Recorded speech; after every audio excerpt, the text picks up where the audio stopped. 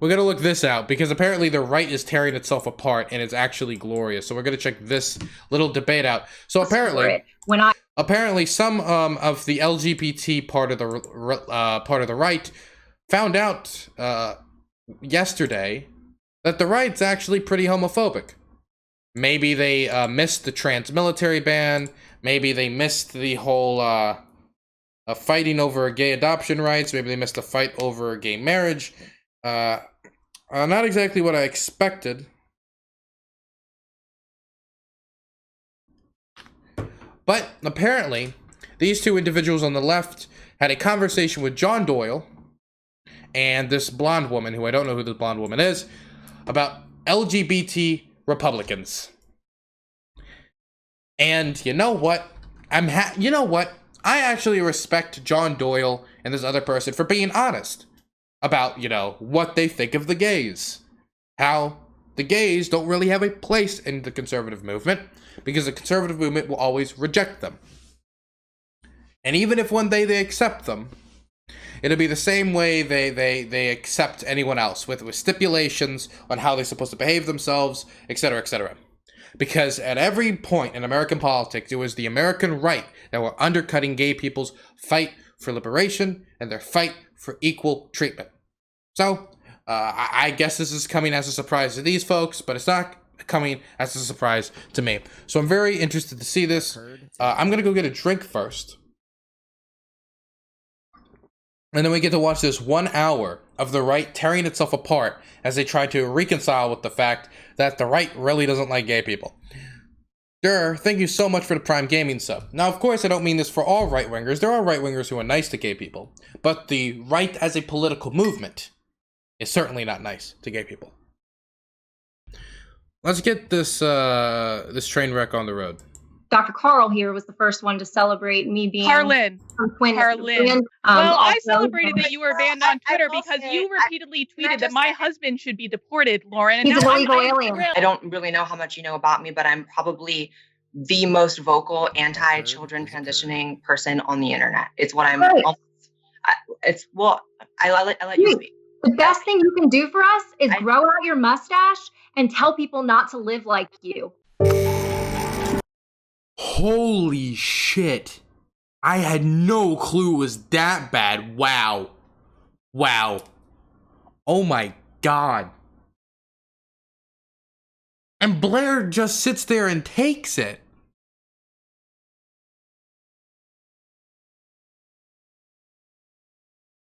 The type of nonsense right-wing trans people must have to put themselves through. Major content warnings? Yeah. Oh my gosh.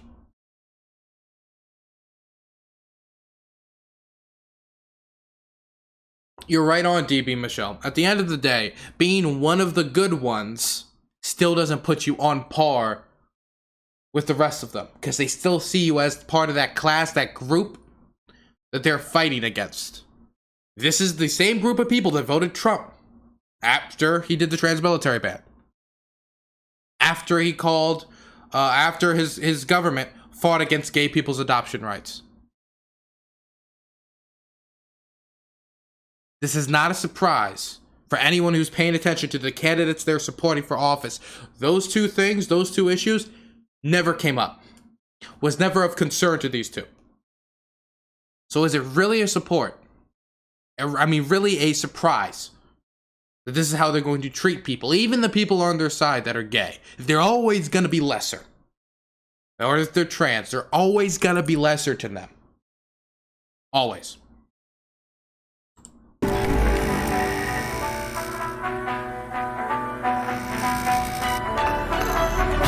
There's been a lot of arguments on Twitter recently where people cannot decide what it means to be right-wing or what the future of the party is. If you don't know why that's important, well, just look around you at the radical leftism, all the insanity in the culture, and a president who borrowed an election, and a country who wonders what is our future and who is going to save us from this absolute madness. Did he just say borrowed an election? Insanity in the culture, and a president who borrowed an election. He won. There's no evidence of widespread election fraud. That's a conspiracy theory. You might as well be telling me how the Houthis or the Nepalese government did 9/11. And a country who wonders what is our future and who is going to save us from this absolute madness. Well, a lot of people seem to disagree, which is why I brought a panel of guests on to talk about what the future of the right wing looks like and how we win back our country. If we can bring them on the screen, I went ahead and I invited on a myriad of people. I have Karlin, he's called Karlin Borisenko. Well done. Awesome. Commentator. We also have Lauren Witzke. She ran for Congress in Delaware. We also have Blaire White, YouTuber as well, and John Doyle, YouTuber, and they're all here to answer these questions. So let's talk a little bit about... Who's surprised that the rampant transphobe actually ran for a Republican position, as if the actual Republicans in office will play always to the transphobic, homophobic groups and organizations that will fund them. What a surprise. What a surprise. About this as we get into this. Starting with Lauren, how do you describe yourself politically? Okay, so I am socially conservative. I'm advocately. Very I've always been socially economically populist. Economic populism is the future of our party. However, preserving social conservatism within the Republican Party is a real passion of mine. So what you're telling me is that they call themselves an economic populist, but they really don't like the gays and the minorities. Got it. Okay. I got it in the head. I'm very pro-family. I'm very pro-life. My whole motto is I just like to win and save babies. So that's what I do. Awesome.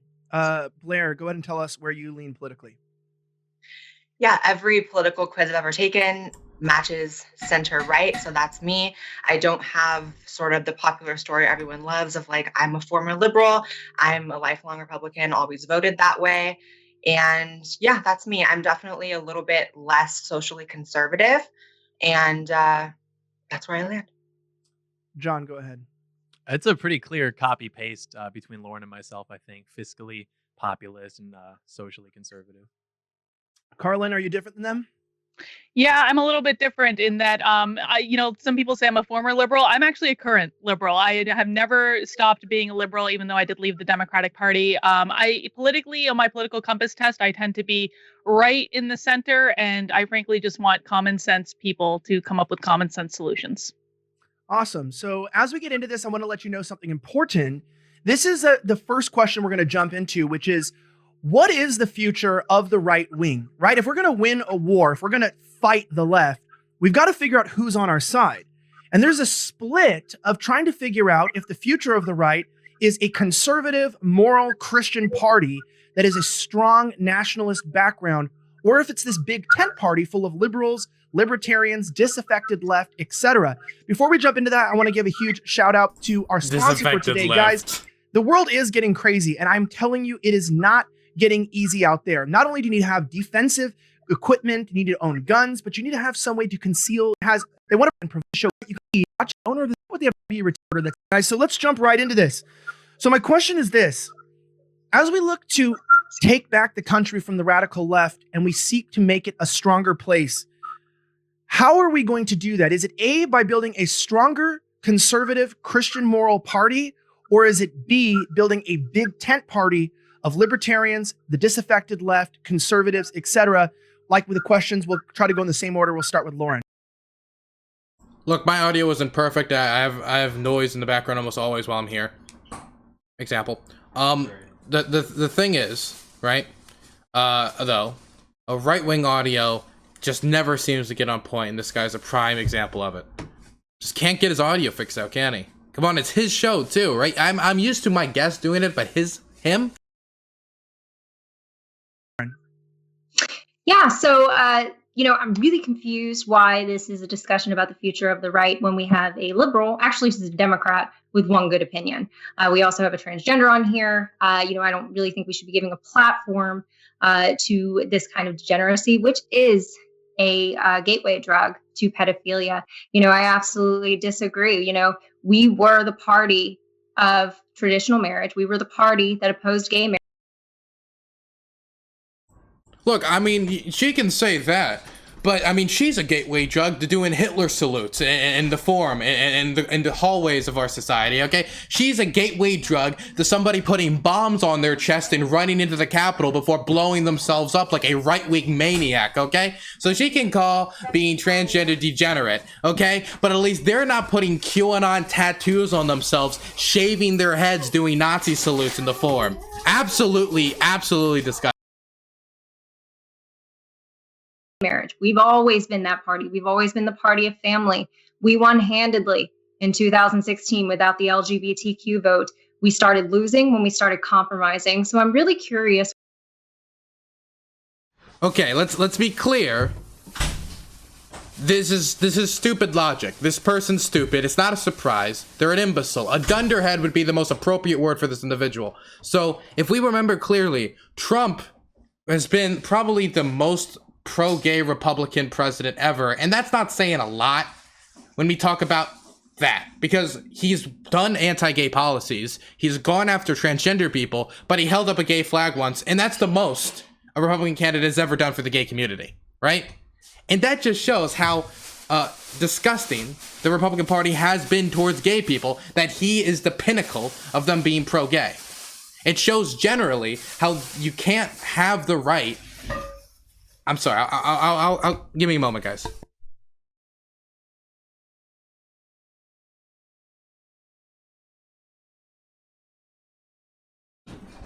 It shows how you can't really have the right, and this person's very open about it. You can't have a right wing in this country anytime in the near future that's going to treat gay people or trans people like human beings. They have set themselves up with the hardcore evangelical community to be their base, and they know that the best thing they can do is advocating for torturing gay people and flame rhetoric that leads to them getting lynched. That's just the end fact. And this is a prime example of someone whose rhetoric helped lead to gay people being lynched, transgender people killing themselves at a much higher rate, and black transgender people getting murdered with the trans panic defense. This is a type of individual that would protect the trans panic defense in court. This is somebody who views gay people and transgender people as subhuman. They're very open about it. They're being open about it. And this is one of these candidates for the Republican Party in Delaware. Why people who are libertarians, I mean, you have a party of freaks who love the free market that you can join, but don't come into our party and try to influence it, because that is how we are losing. And in case you haven't noticed, we are losing. They are now advocating for chemical castrations for children. We're spotlighting transgenderism at CPAC. And I am a traditional Christian conservative. I believe in family. I believe that family is the foundation of everything that this country was founded on. And no, I do not believe that we should be compromising our values and spotlighting a lifestyle that is a gateway drug to pedophilia every single time. And okay, so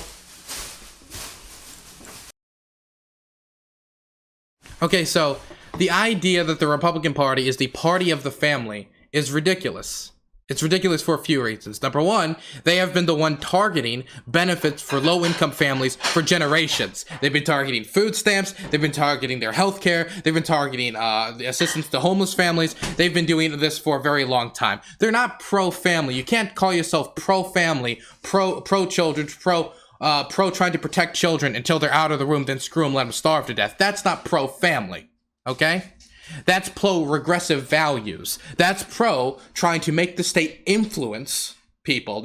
So I mean, she's admitting she is an anti-freedom individual. She is somebody who wants to tell you how you are supposed to live your life, call it degenerate, and regulate it. That is what she's about.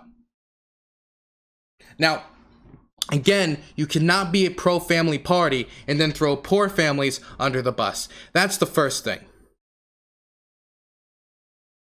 Let's hear that one more last time. I just want to review that because I had another thing I wanted to say, but I lost it.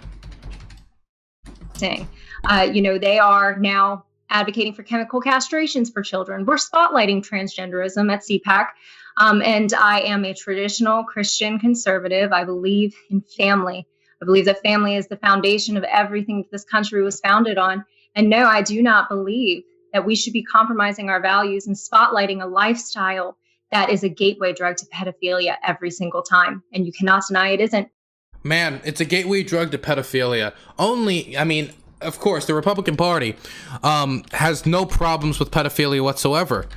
There's no like ties to anybody that you could ever actually point out that is actually, has real charges of them in relation to pedophilia. There's nothing like that whatsoever. And the real issue is transgender people, and not the people that she promotes as the people who should be leading the party forward. No problem whatsoever. We need to be pointing the finger at transgender people. This is nothing more than a repackaged version of the gays are going to pray after to children, the gays are pedophiles. It's completely baseless. But again, don't be surprised. This is the face of the Republican Party. It still is, as much as they want to pretend it isn't. At least she is showing to the world, and to us online, who sometimes we tend to forget, this is what we are actually pushing back against. This is the backbone of the ideological foundation of the opposition. Because it's here. Blaire, would you respond? I think that there's a difference between, you spoke sort of to gender ideology, which is definitely rampant on college campuses, definitely taking over culture. I think that's different than just people who, as individuals, may technically be gay, lesbian, bisexual, any of the above. And I think that it's possible to fight against gender ideology while holding true that there are going to be people that are just different in life. I definitely am not here to speak to the future of social conservatism, because that's just not my lane. But as far as the party, I think that a big tent. Listen to her. This person just called Blaire White a degenerate for being trans. This person on the same place, she can respond right now. She called her a degenerate. She called her a whole list of names and said that she should be deplatformed for being who she is. And she's conceding to her. She's playing nice with her. Why? She can respond here. And all she's doing is making herself a mat to be stepped on. It's really sad. I want to like get angry at Blaire for not pushing back, like throwing the trans community under the bus for big conservative big girl points. But it's also really sad to just be degraded like that and just not respond to any of it. Is most likely the future. I think that knowing my generation and a lot of people my age, which is mid-20s and Gen Z a little younger, I think that they voted for Trump the first and second time, or just the second time, because Trump kind of ushered the party into an era of a little more secularism. I don't think he was overtly religious. I think to an extent he was a little performative with religion and with prayer and things like that. And I think that attracted a lot of new voters. And I'm not sure that, going full force religious social conservatism is really the future. John, can you respond? Yeah, I think that the concept of a big tent movement is basically this sort of intra-party democracy that prevents us ultimately from being effective at actually wielding power. And this could date back even to what's referred to as the Reagan Coalition, where we tried to unite social conservatives with libertarians, with fiscal conservatives, and then we created something which ultimately didn't last in effect, where we're now on the back foot with things such as gender identity. And even now we're trying it. Now look at John Doyle. John Doyle's fine with how Blaire White was treated. No rejection, no like, hey, that's not right. We're here to have a civil discussion. We don't like how the left treats us, which we're gonna act like. No, this is fine with John Doyle, because John Doyle also has no problems with what this person said. At the end of the day, John Doyle also views Blaire White as a degenerate, but just won't say it openly. He just won't say it openly because he's supposed to be the polite one. With pandering to different minority groups, different interest groups, which will never give us more than 8% of the vote, for example. So I think that to actually try something different would be to legitimately establish a strong party with the values that we're nominally in support of and actually wielding the power effectively when we are given the chance, instead of getting into power and then doing nothing and trying to pander to these groups thinking that we're going to own the libs and take their voting base away from them. Yeah, Carlin, I'm interested to hear your. What gets me is you can actually, you can say we're pandering to 8% of the voting base. Yeah, and how much did you lose the last election by? Like 3 to 4%? Like, those percentage points matter. Like, you would actually probably do better if you were to pander to this basis. The problem is, though, and maybe John recognizes it but won't say it, is that if you pander, if you, and not pander, but just say, like, we like gay people, then you might lose all the homophobes. If you start treating, I don't know, black people with respect, then you're going to lose the racists. If you try to push back against, let's say, anti-trans legislation, then you're going to lose the transphobes. You're going to lose the hardcore religious evangelical community, which a lot of them would promote this type of stuff. That's the problem here. John, the problem is you opening the Republican Party up to these minority groups to actually want to check it out to see if the values connect with theirs would mean losing access to all the racists, the sexists, the homophobes, etc. And you don't want to lose that access to those votes. Your perspective, because obviously this would be a question that would pertain to you directly, since you admit that you're a liberal and you just registered as a Republican. I mean, give us your thoughts. Good. I did. Well, the fact of the matter is that MAGA is not a religious movement. MAGA is a political movement. And in order to win elections, you have to win votes. The fact of the matter is that Donald Trump has never cared about gay marriage. It was never something that he was against. Dude hung out at Studio 54. Why would he care? And so I'm on the side of winning too, Lauren. I'm on the side of winning elections. The fact of the matter is that Donald Trump created a Big Tent strategy that brought 10 million more people to him in 2020 than he did in 2016. And if we go back and look at the history of the Republican Party and when they lost the culture war the first time, Ronald Reagan offered a big tent. He said, everyone is welcome in this big tent. He won 2 terms. George H.W. Bush followed him. The Republicans were in control for 12 years until what happened? The moral majorities tried to swoop right in and started legislating Christianity. And that is when they lost the culture war. That is when they started losing voters, when they started trying to legislate their religion the first time around. The First Amendment says Congress shall make no law respect. Let's be clear here, right? Trying to legislate your morality in that way, tell people who to sleep with, who to marry, whether we should actually teach kids science when it comes to school and LGBT issues, because to teach science would be to tell kids being gay is perfectly natural. To teach science in schools would be to tell kids being trans is perfectly natural. That's teaching science in schools. To do that and be honest, I think, is an American value. The American value of just letting people do whatever the hell they want to. The problem is the American right has been fighting against that American value for as long as I can remember. Science bad, and because it makes me feel icky, I'm going to tell you what you can and can't do in your bedroom. I'm going to tell you who you can and can't marry, etc., etc. We're going to try to take away your adoption rights. We're going to try to target you in these ways. This type of legislation...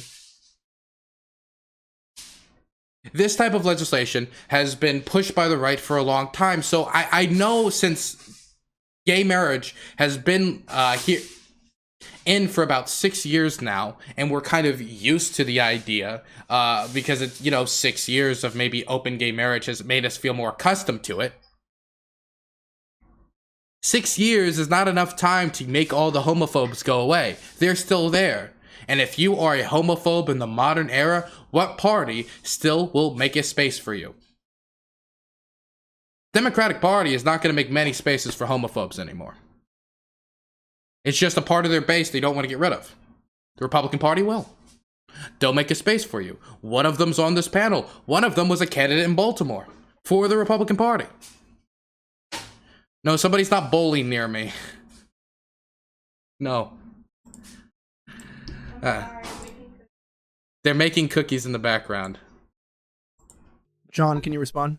Wielding At Studio 54 offered a big tent. He said, everyone is welcome in this big tent. He won 2 terms. George H.W. Bush followed him. The Republicans were in control for 12 years until what happened? The moral majorities tried to swoop right in and started legislating Christianity. And that is when they lost the culture war. That is when they started losing voters, when they started trying to legislate their religion the first time around. The First Amendment says Congress shall make no law respecting an establishment of a religion or prohibiting the free exercise exercise of thereof. So it protects your right to practice your religion as much as it protects mine right to practice mine. This is not a question of religion. If you want to do whatever you want to do in church, that's fine. Go talk to your church elders, go talk to your deacons, exclude anyone you want from your church. But the fact of the matter is that I would really like if the Democrats didn't control everything. And in order for that to happen, we need to win. And that means building the broadest possible coalition of voters that we can.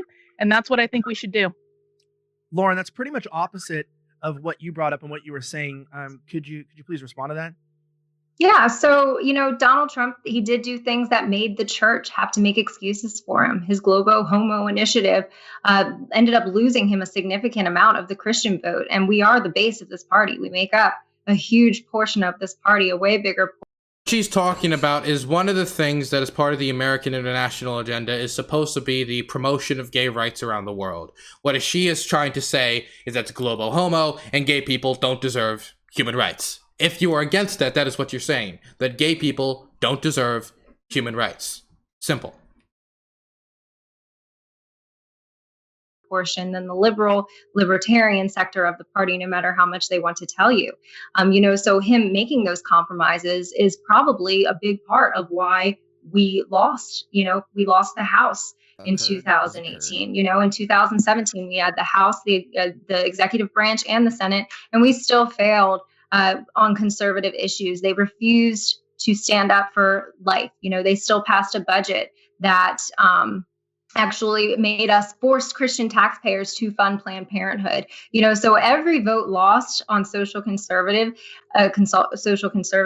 is, we are significantly more. We are the party that was established in traditional marriage. So I'm curious when the liberals and the transgenders decided that it was their duty to come and infiltrate our party to make it successful, because we were doing just fine.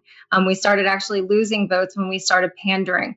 We lost a significant amount of our base, enough to make an effect and make a dent.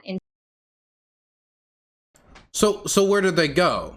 Where did the Republican base go? This base they lost. Did they go vote for the Democrats? So what's the proposal? That these people didn't like the gays and how the Republicans now are not attacking them. So therefore they went and voted for the Democrats? Is that the proposal? Is it that they possibly sat out of the election altogether? Look, if we look at the 2020 election, the candidate was Donald J. Trump. He was somebody who called for a Muslim ban. He was somebody who called for the bombing of civilians. He was somebody who was pro-torture. He was somebody who had historic levels of evangelical support. He was somebody whose administration went after gay adoption rights. He was somebody whose administration did the transgender military ban. You can't look at me and tell me, oh, Donald Trump, the reason why he lost in this election was because he compromised on conservative values. Of course, he doesn't have what is supposed to, quote unquote, be the family values. Not the Republican Party ever had those, quote unquote, family values. But you can't look at me and say that, well, the reason why Trump lost is he just wasn't homophobic or racist enough. No.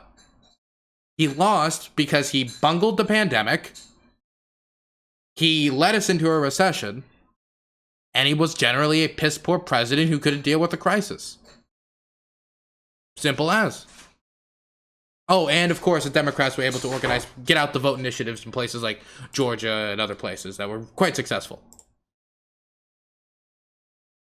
Into the electorate by compromising our values. The only way forward is to stay true to our values that we've all.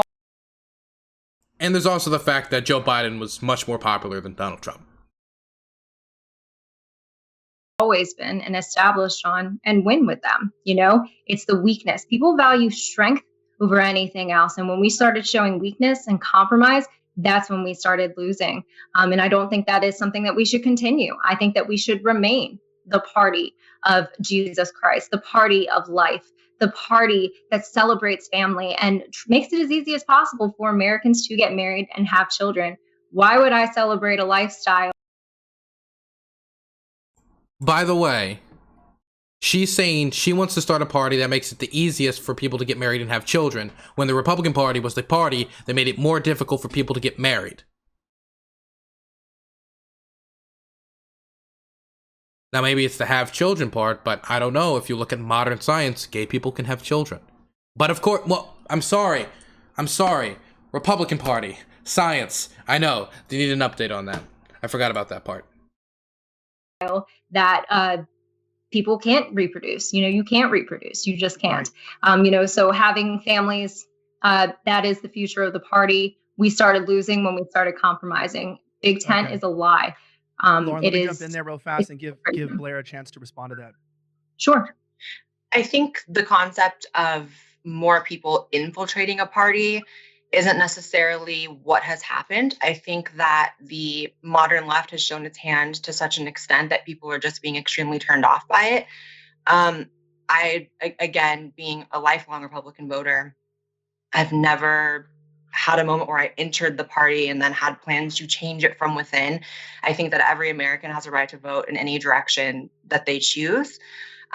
And I think especially over the next 4 years of the Biden presidency, there's probably going to be a lot more people who are red-pilled, I guess is going to be the term, and wanting to vote, in the opposite direction of how things ended up in November. And I also would say, Trump got the most votes of any sitting president in history. I think that's true, right? That's right. No, actually, that was of any city president. I love the way they do it. You know how like Mike from PA in the recent thing when he was like, "Vosh, you're irrelevant," on Twitch. Like that's what this feels like. He got the most votes of any sitting president in history because if any person ever would actually be Joe Biden. Ooh, just the little word tricks that are used. Cute, really cute. And I think there's a reason for that. I think what I spoke to earlier was the push towards more secularism.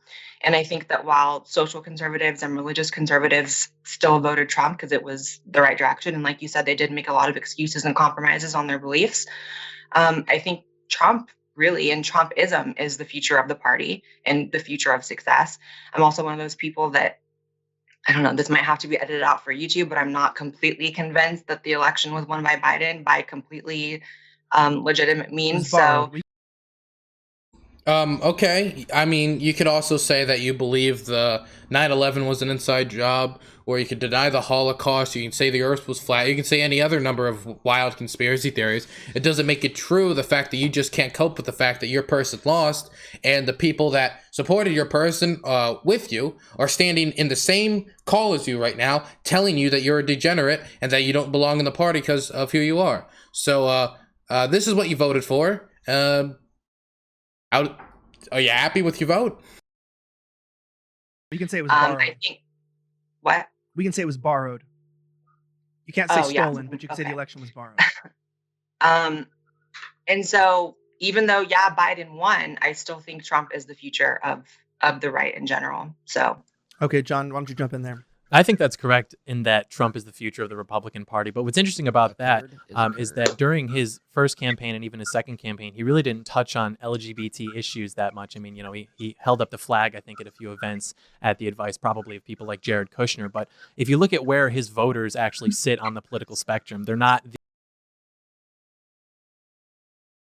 I find it a little interesting that at the advice of Jared Kushner, who is the one Jewish person really you can point to in his family, pushing the idea that the Jew made him nice to the gays. Man, that's a little on the nose, John. Kind of bopped it right there. A little too on the nose.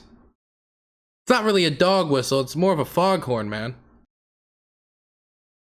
The right-wing libertarians that a lot of big donors would like the party to be. They're actually basically authoritarian in the center.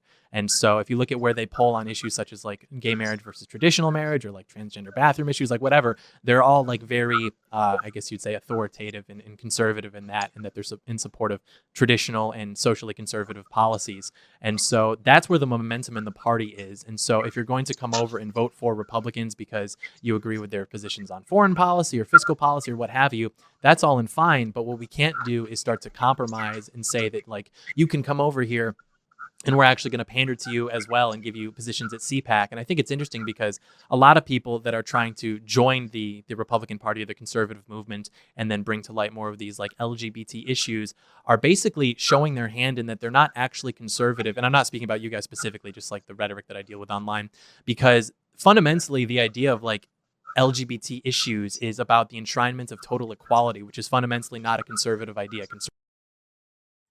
Okay, so the thing is, at least he's honest. Like, conservative ideas don't, like, LGBT issues, the conservatives don't care about. What are LGBT issues, right?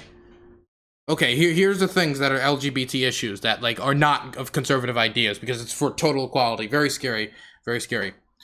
We don't like the high rate of where trans people are being murdered, so anti-murder of this minority group. I know, scary. We don't like the high rate of suicide in the trans community due to the ostracization of people like John Doyle and the blonde menace in the top right. We don't like how gay people were denied the right to get married and marry whoever they want. I mean, I get it. You want to restrict people's freedoms. You want to tell them who they can and can't marry. You want to get in people's bedrooms. I get it. Conservative movement, right? We want to allow, we're a pro-family party in the Democratic Party. We know we want gay people to be able to adopt, and we want to give those children loving care. Again, once they get out of the womb, the Republican Party drops them. Food stamps, childcare, any of that, tax credits, screw it. We don't care. Pull yourself up by your bootstraps. Tough shit. These are the issues that stop them from just telling gay people you're okay. Truly, a terrifying future the gay issues will bring upon the United States. Conservatives believe in hierarchy and natural law and the idea that we can have total equality across the board for different types of relationships or different types of marriages, quote unquote, is just fundamentally not a conservative idea. And so if we want to have success in the future as a party, we have to actually like maintain a strong... I do want to emphasize this again, like these... Like, you can maybe get one or two people who are okay with gays in conservative positions, but the majority of the right wing in this country, the majority of the Republican Party is controlled, has a stranglehold upon it by the far right and homophobes. So if you're a gay person, if you're a trans person, this is not the party for you. They hate you. They despise you. They think you're scum. The global homo agenda, the idea of you having human rights, is laughable to them. They think the reason they lost was because they were too nice on you in the term that Trump went after trans people even serving in the military. Trans people who wanted to fight and die for this country were somebody they throw under the bus. They're willing to throw veterans under the bus to go after gay people. The quote-unquote family values party are willing to go after the family when it comes to gay adoption rights. They hate you so much, they're willing to compromise on all of their other values to just show to the world and show to America how much they hate you. This is not a party that will ever have your interests in heart. It will never have a home for you. And anyone who tells you that it can is lying to you. The Republican Party is the biggest hate group in this country. It is the largest hate group that is currently existing in this country. Sadly, it's not listed by the Southern Poverty Law Center. Hopefully they update that. Footing on what it actually means to be conservative, which we haven't done in the last 70 years, I'd say. Yeah, so I want to kind of tweak this a little bit to you, Carlin. As that question that he said, right, is like, this is the question a lot of people ask on the traditional right, is that the right has been defined as being a conservative party, and that has been traditionally what it has been. Now, you say that you identify as a liberal, but you are a Republican. I would say that's more of a new development in the party. I'd say that it is, related to Trumpism, to MAGA, or as Lauren calls it, the Globo Homo movement, which I almost spit out my coffee when she said that. I find all this stuff quite hilarious sometimes. But with that being said, look, she called my guest a degenerate. She went after the idea of them having human rights on the world stage, that the idea of promoting gay rights and gay human rights, because gay rights are human rights on the world stage, is funny. It's funny. Oh my God, that's hilarious. There was no joke there. She was just saying, fuck gay people. What's the joke? It would be funny if there was like a punchline or a joke there, but she just told you what she believed. You know, if we're going to take the big tent party approach, right, and we're going to bring in all of these people that are of different viewpoints like yourself, what is this conservative party conserving, and how is it any different than, let's just say, being a liberal party from 10 years ago? Well, right now, it's not conserving anything because they don't have any power because they lost elections. But I do want to speak to John's point specifically in that he... By the way, the Republicans got to basically build up the majority of the Supreme Court after, blocking Obama and then bulldozing their nominations through. They also got a lot of court appointments. And they have 50 votes in the Senate, which is basically rigged, not really rigged, but adjusted in their favor, just due to geography. I mean, the idea that they have no power when the filibuster is still in place is silly. He used the magic word, which is pandering. The left panders to the LGBT movement. Trump did advocate for LGBT policies. He did so by... No, he didn't. Look, Trump did the trans military ban, and his administration went after the adoption rights of me and other people in the LGBT community. He did not. You want to know what actual pandering is?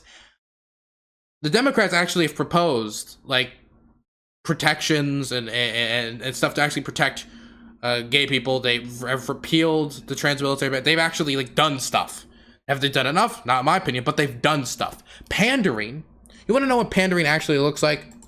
Trump gay flag. This is what pandering is. This is pandering. When you don't do anything to help a community, wave a flag around, pretend to like the gays just for their votes. And then once you're in office, have people like Mike Pence, somebody who advocated for conversion therapy of homosexuals, as your vice president, go after their adoption rights, and go after LGBT veterans.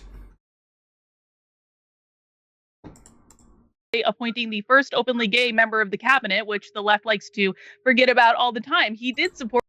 That's just id poll, though. Like, okay, so in one instance, it's, oh my god, a female drone operator. It's, oh my goodness, you're choosing all these points for diversity. Who cares? But then when Trump does it, gotta clap. Gotta pretend it's all okay, gotta pretend it's all good. And by the way, cool, that's fun. Good history there. Where's the policies? Like, I guess that matters. It's cool. But where's the policies? If you look at his policies, they're anti-LGBT through and through. And again, she's leaving out the fact that his vice president, who again has a lot more power than the one person appointed there, because he's literally next in line to the presidency, advocated for conversion therapy. And that didn't really come up at all as an objection when he was picked by Donald Trump to be his vice presidential candidate. Support this community. He just didn't do it in a way that was pandering. But again, like I'm a liberal because I believe in individual liberty, individual freedom. I'm very concerned with preserving specifically our First Amendment values and all of the amendments specifically. But the First Amendment's really my jam, which again does not allow for the state to legislate based on one religion's specific values. But if we want to talk about religion, we can talk about a verse from the Bible, which is 1 Timothy 2, verses 1 through 2, which says, I urge then, first of all, the petitions, prayers, intercessions, and thanksgivings be made for all people, for kings and for those in authority, that we may live peaceful and quiet lives in all godliness and holiness. And I bring that up because that is the only place in the New Testament that really touches on the relationship of Christians to government. And what does it say? It says they should pray for the people in leadership so that they may live peaceful and quiet lives in godliness and holiness. So what does that mean? It means if this comes into a biblical discussion, what's going to happen is the blonde menace up there, okay, is going to get out her book and just say as many homophobic verses as possible and say, there's my authority to treat gay people like scum. That's what it's going to be. that we should be working on electing a government that allows people to practice whatever religion they want and to live peaceful and quiet lives in godliness and holiness. And the only way that we can do that is by creating a broad coalition of voters who win elections. That's what we should be talking about first and foremost, is how we win elections. Before we go, I'm going to go to John, because John was sort of laughing during that. And so why are you laughing? I was humored by the biblical substantiation for having more gay people in government. I just thought that was kind of funny.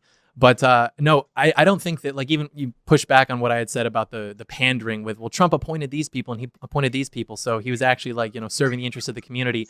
It's interesting because, as you noted, the left will still ignore that because they control the narratives and they control the media. And so really, no matter what Trump does to pander to that, however many percent of the, 3% of the voting. Look, again, he didn't do anything substantive for the gay community. You just appointing one person while also enacting policies against them, he's not going to get credit. I'm sorry. Like, I mean, the left still disregarded it because we disregarded it because while he was doing this, he was going after the gay community, appointing people who wanted conversion therapy and going after our ability to adopt, and trans people, trying to kick out trans veterans from the military, people who wanted to die and serve this country, right? John, it's not because, oh, no matter what we do, they'll never care. It's because you guys did bad shit for the gay community. Appointing one person, something that you would call out as literal pandering if the left was doing it, which, of course, you seem to accept that it's this here, is a lot different than doing policies that actually change the lives of gay people. Demographic isn't actually going to serve interests. And I just don't think that the reason Trump didn't win in 2020, assuming the election was totally legitimate, was because he didn't serve the interests of the LGBT community enough. The election was 100% legitimate. Again, conspiracy theorists. I mean, Trump won in 2016 because of immigration, because of free trade, and because of foreign policy. It wasn't at all because of social issues as it pertains to, like, the interests of... I reject the idea that Trump won because of foreign policy. I find this idea to be ridiculous. Trump went back and forth on his foreign policy beliefs like no one else, okay? He flip-flopped all the time. In one sentence, he'd be talking about how we wasted all this money, we need to get out. And the next sentence, it's, oh, we need to bomb the shit out of them. We need to bomb civilians. And I mean, I guess bombing civilians, you could argue, is a conservative virtue or conservative value that he was appealing to or something. But I'm sorry if I'm a little heated today and I'm being a little uncharitable, but with the intro from the person in the top right, I'm a tiny bit heated. But his foreign policy flip-flopped. At first it was like, oh, we need to not get involved, Oh, then we need to destroy ISIS and bomb the shit out of them. So we need to pull out, but also bomb the shit out of them. We need to do this combination of more involvement here, a complete war of destruction against them, but also pull out. When it comes to North Korea, it's fire and fury, and the next week you're shaking their hand is while you flop negotiations. When you open up with China, it was, hey, what you're doing in Xinjiang is perfectly okay, according to John Bolton's book. But by the end of it, you're moralizing and coming up and pretending you care about the Uyghurs in concentration camps in northeastern and in Xinjiang, right? He went hard on ISIS. He bombed the shit out of them, but then gave them their biggest gift late into his administration when he pulled out of northeastern Syria. He didn't win based on foreign policy. He didn't, and if he did, it was only because he tricked a few people into thinking he was anti-interventionist when he never was, or just with isolationist bullshit and tough strongman rhetoric. It was, if he did win anybody, which I doubt, it was based on this idea that he's a strong man who's going to destroy all of our enemies, but do it also by not raising a finger or getting involved in the Middle East. It's ridiculous. Gays and transgenders or what have you. And then as far as the biblical substantiation for it, I mean, it's outlined obviously not only in the Old Testament, but in the New Testament, like very clearly that sexual first Twitch donation. Thought you needed some help getting through this video. I appreciate that. It is difficult. Morality, which under the umbrella would be homosexuality, is wrong.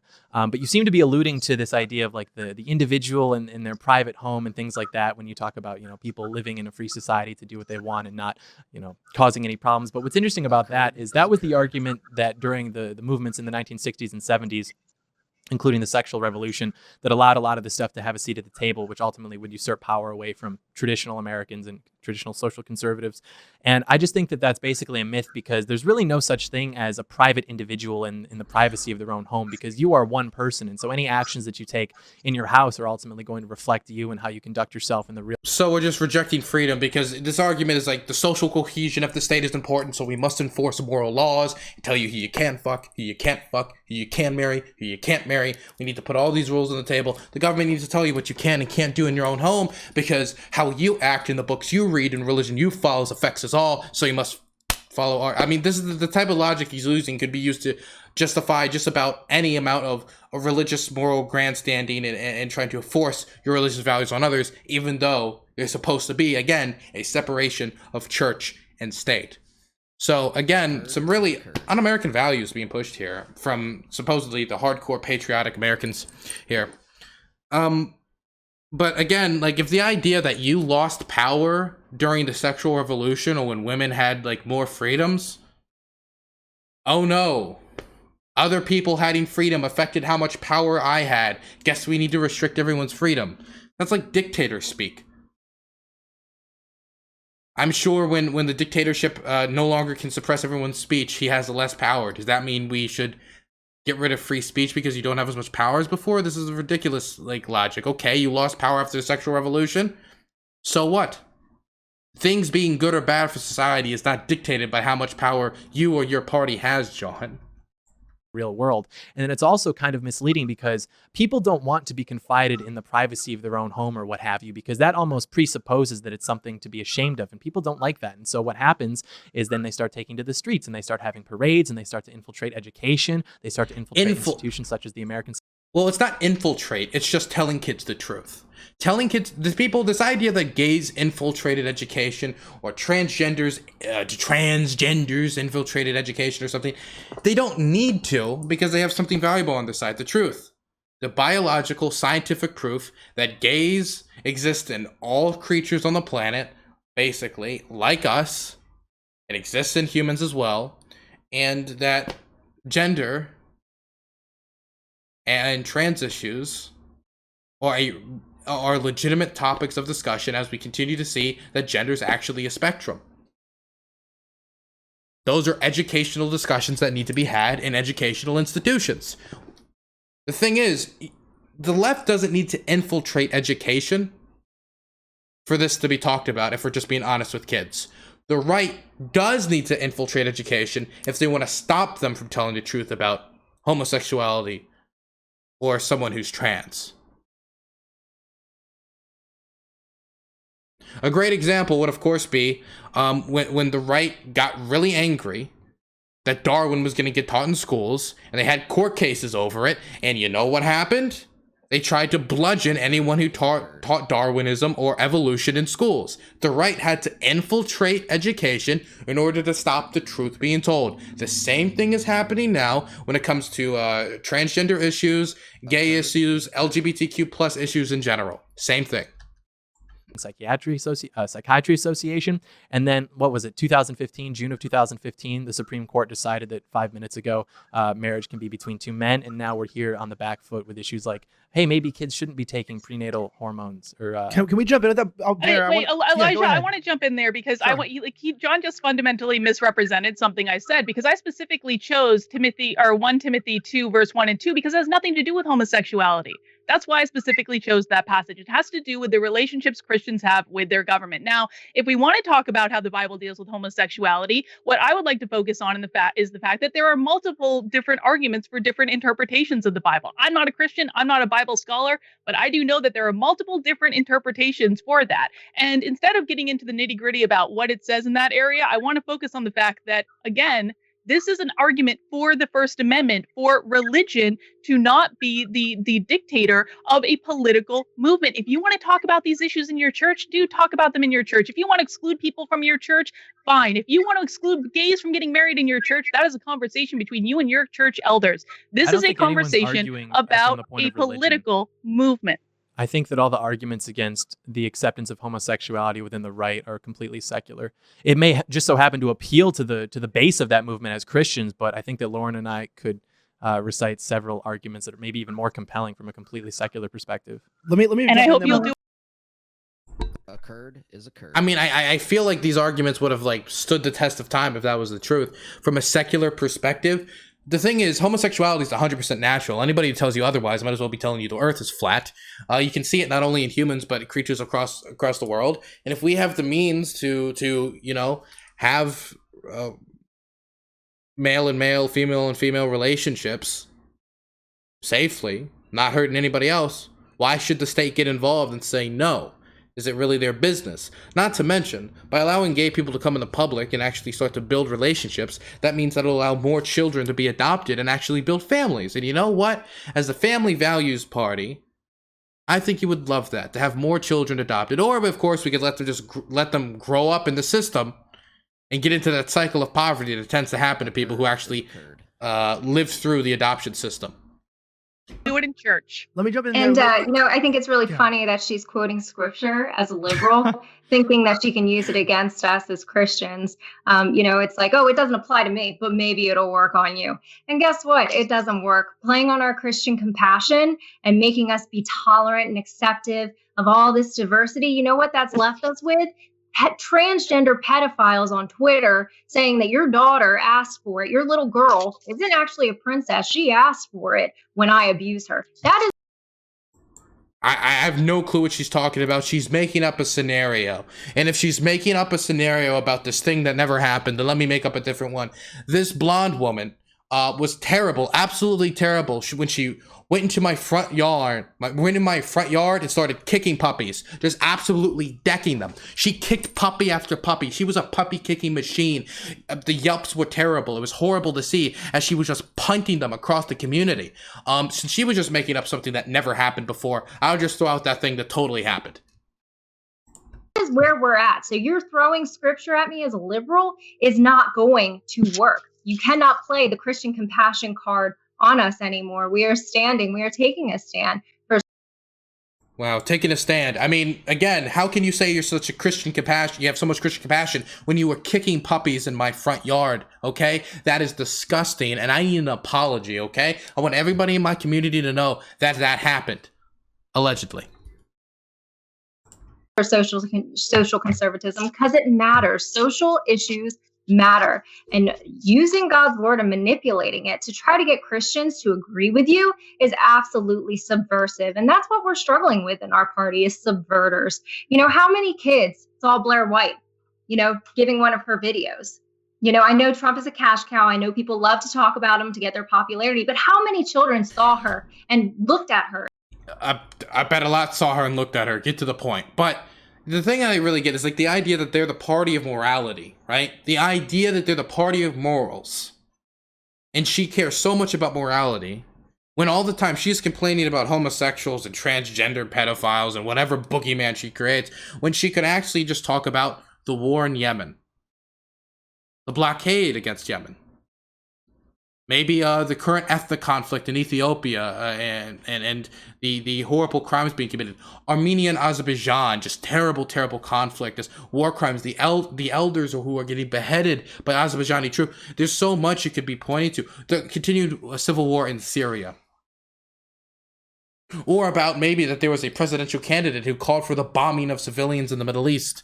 I bet she wouldn't, as somebody who's moral, ever support that person, because I'm sure that would be against her values. Because, wait, no, damn, she supported Donald Trump. Who was that individual? Man, the moral part, the party of morals. So here's a biblical question for you. How many people did Jesus say should be killed for being a civilian, should be bombed for being a civilian, as a strategy of war? And what section of the Bible was he like, thou shalt bomb civilian? I don't remember that part. And said, you know what, she looks really good. I could do that too, and started transitioning. This is about the children. They are coming for us. Is that what she thinks it is? Is like, oh man, I love that, looks really good. You know what looks really good? Years and years of being berated by people like her. The medical expenditures that actually comes with transitioning. Isolating yourself from a lot of times your community and family members. Oh, that looks good. The possible changes you're going to be making to your body. Oh, that looks good. I can't wait to jump into it. I'm going to put myself through that suffering and pain of being rejected like that because Blaire White looked pretty in a video on the internet. I'm sure that's backed up by study after study that that's the case. I remember when I was boxing, when I was still boxing in high school, I got into a discussion with my boxing coach. My boxing coach was very, very conservative man. And he's trying to convince me how homosexuality was like, bad or whatever. And he's trying to tell me how it's a choice. And I'm like, why? And I'm trying to ask him, why would anyone choose to put themselves through the social stigma, through the rejection, through the higher suicide rates, through possibly getting lynched by hate mobs, all this stuff, and just choose that as a choice? Because I think most people would probably choose the option that doesn't put them in harm's way like that. Why would massive amounts of people just make that choice, not only now or yesterday or of recent history, but for all of recorded history? Did all the animals that also practice homosexuality, the vast majority of animals, also make that choice? Did the gay lions choose that as well? Ridiculous. Our kids, and we are at a point now where we're going to have to take a stand. Will the party go the way of the LGBTQ? Will the party, we already have a transgender man, woman, I don't know, in California running the Federation for Republican Women. They said it because they want to dehumanize trans people. They don't want trans people to have human rights on a global stage. That's why she said global homo. They're calling them degenerates, saying they're spreading evil to the kids, calling them pedophiles, one of the worst things imaginable. Even though, again, not true, just making up boogeymen, and now dehumanizing them. Which is, of course, is one of the first steps needed to start taking away their human rights, put them in the other category, is a type of language that is used and helps, fan the flames that leads to trans people getting lynched, murdered, and killed. Are we going to let this stand, or are we going to choose to stay with the nuclear family and support the nuclear family? Because from what I've seen from these LGBTQ activists, such as Richard Grenell. You know what? She must have grown up in a nuclear family. I can believe that she grew up in a nuclear family because there must have been a lot of radiation in there for her brain to be so mutated to come out with these dunderhead takes. Who's an absolute pervert. He refuses to stand up for transgenders in the military, against transgenders in the military. He refuses to stand and make a public statement that, hey, men shouldn't be in women's bathrooms. That's because they're bought, sold, and paid for by these LGBT donors who have seen an opportunity. Trump was a cash cow. He was. If you talk about him and if you are had a different look or whatever, people would throw themselves at you because it's like, oh, look how inclusive we are. But we're sacrificing everything. And when it comes down to it, I choose preserving the life of little children who are 15% of them are growing up, identifying. Okay, so again, she's talking about how much she cares about saving the kids, but then will support the party that undercuts their food stamps, undercuts their support, so poor kids can starve. Supports the party that was doing everything to stop the American Rescue Plan, that was going to actually almost cut child poverty in half. She cares so much about the kids. What about the LGBT youth who kill themselves at a higher rate because of rhetoric this woman pushes by dehumanizing them on a constant basis? What about the children in Yemen, which Trump supplied the war to have those children bombed? Or if you think, oh, well, that's not true, he was just doing it for strategic reasons. Okay, what about the fact, again, he came out and said straight up, bombs civilians in the Middle East, bombs the families of terrorists, men, women, little children. And she cares so much about the children. But those are foreign children, so screw them, they can die. I mean, this woman doesn't have any concrete, ideology besides, concrete, consistency. She has an ideology. Besides just minority group. Let's see how much I can dedicate my soul to just attacking them. As LGBTQ and transgender, and we should not be giving a spotlight to or a platform to people who operate in a lifestyle where 40% of them end up attempting suicide, eventually. 1 in 4 children growing up. The thing is, the suicide isn't caused by them just being gay. It isn't like you flip the gay switch and your suicide numbers skyrocket, or the trans switch and it goes up. Blaire White, $100. Say something nice about me.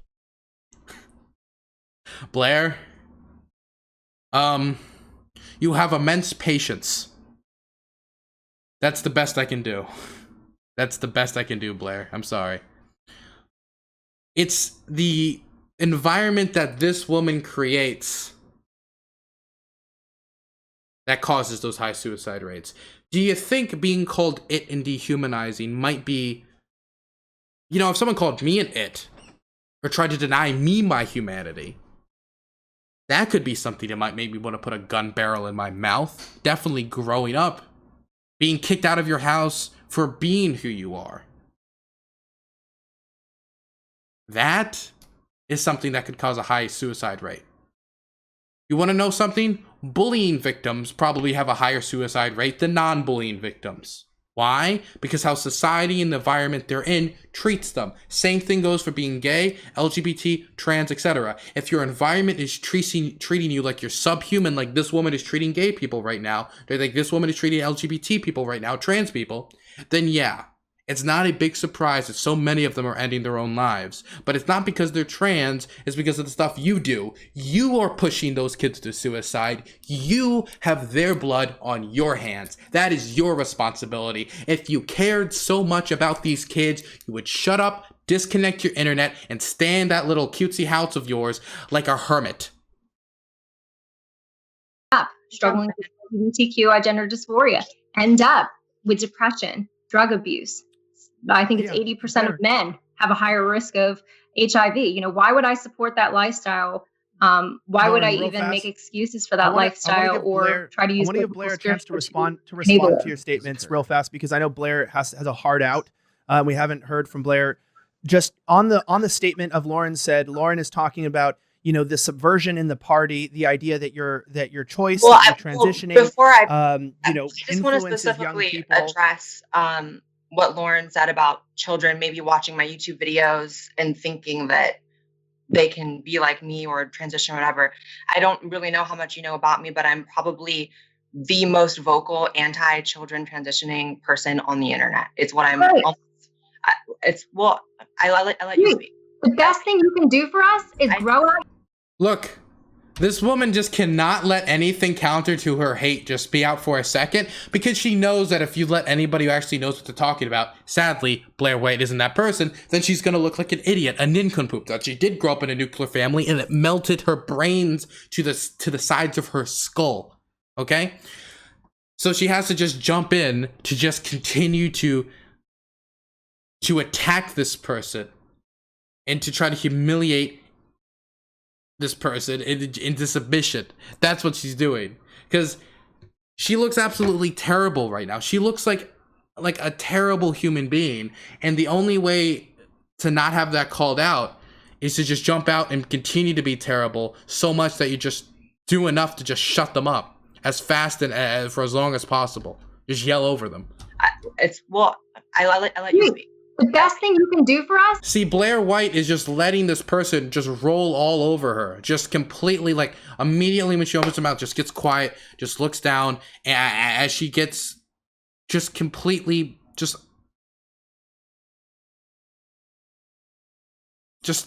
humiliated.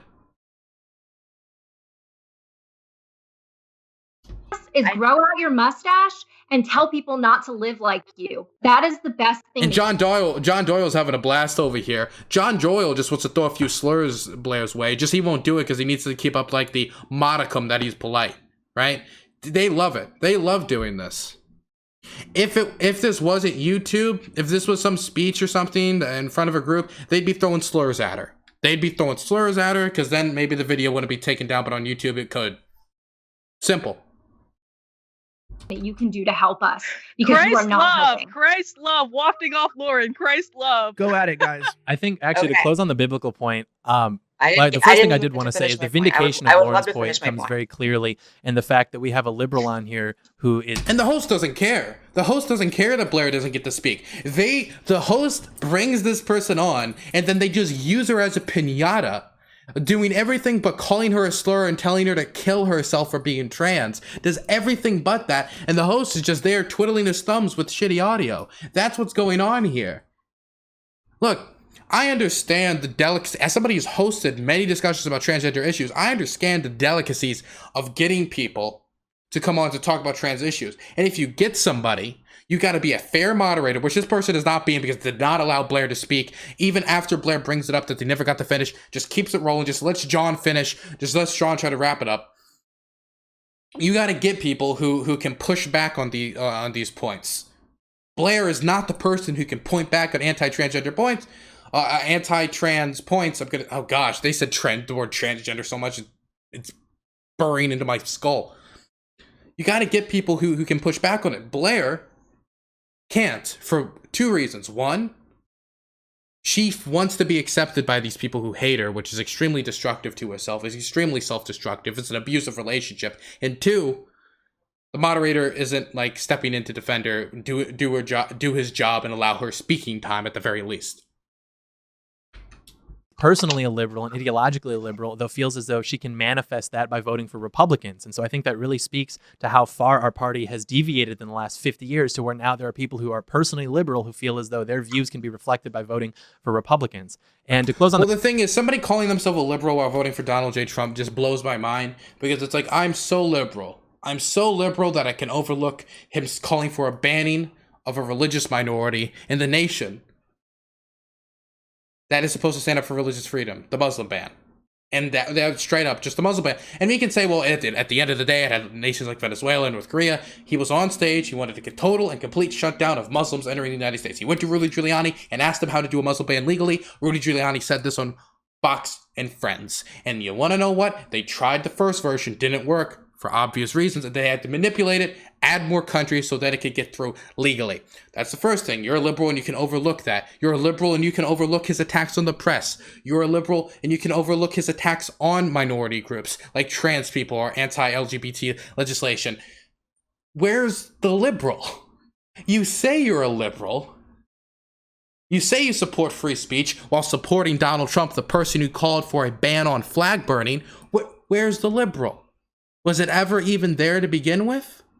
I don't get it. Where is it? On the biblical topic, there's this misconception that like Jesus just said that we should be like vaguely nice to each other. As far as judgment goes, we are called as Christians not to judge people individually. Like we cannot look at you and make a moral declaration like you are good or you are bad. That's not our position. However, While, by the way, the person in the top right, the blonde woman, was calling the guests degenerates and calling them degenerates and pedophiles. Yeah, okay, cool. are called quite explicitly to judge the actions of people. And telling them to like grow out their mustache and to just be a complete pile of shit. But yes, okay, cool. So as to maintain a moral and civilized society. And so we need to keep that social pressure on people, like you actually can't behave in this way or that way. And that's how we maintain a civilized and virtuous society. And we are called throughout the Bible to do that quite explicitly. Okay, Blaire, can you please... And by the way, under that logic, it's like, okay, don't go after people as the individual, just go after groups. So it's, don't call out the individual queer, call out the queers as a group. Great logic.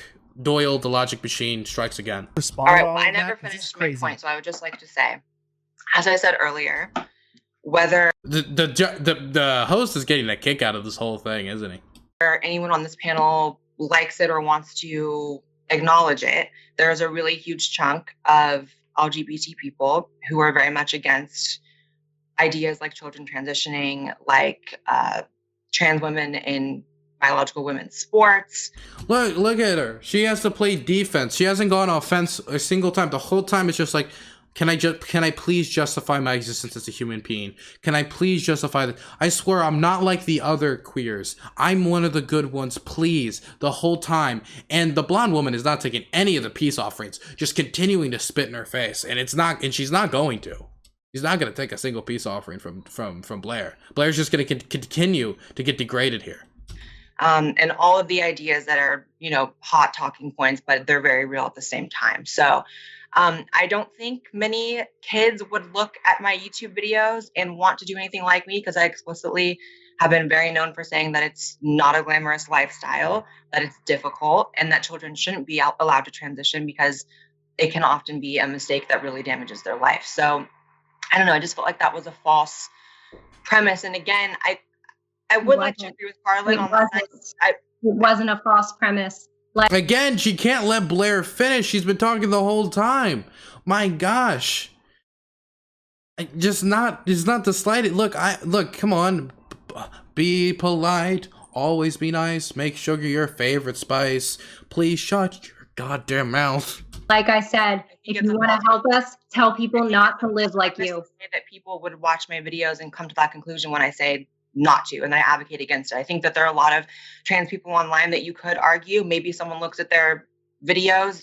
Stop giving them credit, Blaire. Just say, screw you. You hate freedom. You hate the separation of church and state and what this country was founded on. Suck it. You just do that. Why? Why are you playing nice with this person? This person is actively fanning the flames and rhetoric and using rhetoric and advocating for your rights to be taken away. Children and wants to do a certain thing, but I'm very much against it. If anything, people who support children transitioning or kids who want to transition hate me. So I also would like to say, it's normal. I do agree. That's normal. That's I do agree with Carlin in the sense that, if you guys do want to wield power and enact the socially conservative changes that you want, you do have to win elections, and telling people that they don't have a place to vote in your direction or that they don't have a place in your party isn't the way to win elections. So let's look down. Let's look down here for a second. Let's see how the comments take himself off the screen to laugh at his friends while they roast each other. John was laughing. Why are you laughing? Best moment. This definitely was not long enough. I wish Elijah would pre-record his sponsors and not interrupt the conversation. I like this format. Please have more shows like this with a diverse group of young people. Who needs the dialogue start with the younger generation? Nobody. Everybody this is perfectly fine. Damn.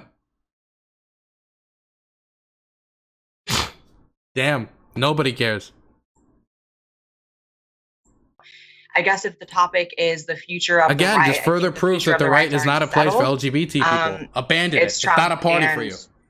That's not an ideology that tells people they're not allowed to come over. If anything, it's an ideology that welcomes people to come over. So okay, it's so kind of already over, actually. Before we jump any further, I want to let you guys know something. It's very important. As you can see, a lot of people in this country disagree right now. We cannot seem to come to common ground on a lot of things. It's going to be bad. Yeah, it see is. The instability in the stock market. We're saying it's the future is this Trumpianism, and John wanted to respond to that. Yeah, I was just going to say that, as we talked about earlier with where the people who voted for Trump, that coalition, sit on the political spectrum, Trump may or may not have touched on this issue either side very much, but they still fundamentally sit at the center economically and authoritatively socially. And so if you look at where those people poll on issues pertaining to LGBT issues, they're all basically socially conservative. And so maybe Trump didn't come out and support those or be as against those as he should have been to really wheel those people in. But basically it's ambivalent as far as that's concerned. And so what we do know is that Trump taking time to address those issues, thinking he's going to win those people over, hasn't actually worked. I mean, even his support in 2016 or 2020 with LGBT people was not statistically significant, nor was there a statistically significant improvement. And so when Okay, sorry for the background noise. It's John Doyle coming here to stop me from slandering him.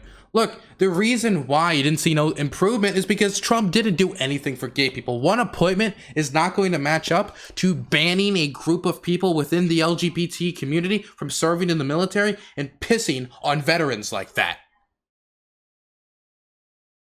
That's not going to make up for it. Going after LGBTQ plus adoption rights in court is not going to win them over by just saying, look, I held up a gay flag at a rally once and also I appointed one person. Cool. I guess the LGBTQ plus community is smart enough to see through that as pandering, like you all acknowledge it is, and is actually wanting actual policies, protections against discrimination. They want their marriage to be enshrined and protected by the party in power. Maybe when you have, our guest, again, I don't know her name, top right corner, who is actively going after their rights, you can see why they don't see that as a party for them. So if you want to ask why you didn't see improvement in LGBTQ plus support, it's two things.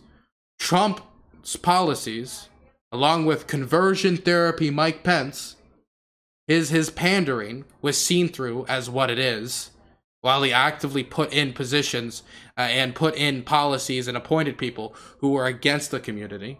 And two, when you have people like the top right-hand corner woman in your party, it doesn't seem very welcoming to you, does it? Political operation is happening. You have a certain volume of discussion and resources that you can expend on different things. And so if you're going to waste those resources, which it is a waste on people who aren't going to vote for you anyway, because they've basically been brainwashed into hating you because we don't control the narratives and we don't control the institutions, the place that you want to be pouring those resources into would be on the issues that you won the election based on in the first place, which would be immigration, which would be free trade, and which would be foreign policy. It has very little to do with appealing to different interest groups and hoping that they come over, whether that's black people or gay people or trans. Well, the thing is, he led us into a recession and botched COVID response. I guess you're not going to win election based off of those ideas if you led us into a recession, and one of those things are going to be the economy, and you botched a response to a crisis. One of the top jobs of the president is being able to respond to a crisis well and be a decent figurehead. He couldn't even do that. He pretended that it was going to go with summer. He would counter his own narratives about COVID, and one day in the morning, and at the night he'd say a completely new narrative he's concocted about COVID. So I really don't know how he was going to win on these values this time around. It was impossible. Transgender people, these are all things that Jared Kushner lobbied for because he thought that they would be effective. He needed to find new people to drag into support, and he failed. And so he lost. In creating the sort of big tent movement, which obviously didn't help him too much throughout the administration, but that also wasn't why he was elected in the first place anyways. Because if you look, even demographically, the people who are most likely to vote for Trump are also most likely to be socially conservative. So it is very clear that if we want to keep Trumpism going, if we want to keep the Trump train going, then the way to do that isn't by appealing to these issues, it's by appealing to the issues that got him into power in the first place. And then when we take the country back, then we can have these other debates once we actually wield power. But right now we're just getting totally crushed, so we don't have time to waste resources on anything that hasn't been proven to be effective. Carlin? Blaire has her hand up. Blaire has talked less. Yeah, Blaire's talked less and just been humiliated the whole time.